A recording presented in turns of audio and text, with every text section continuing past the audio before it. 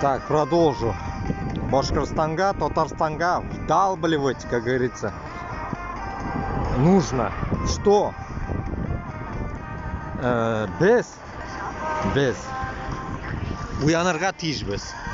Чтобы мы, как говорится, уже конкретно осознали, прям все, пока еще никто не может понять, что бізге нужно только свободные республикалар.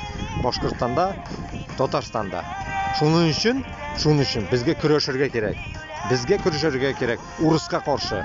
Украиналар мына көрәшәләр икән. Без дә шулай көрәшергә тиешбез. Бүтүнебез көрәшергә тиешбез. Бүтүнебез. Не только алар украинлар. И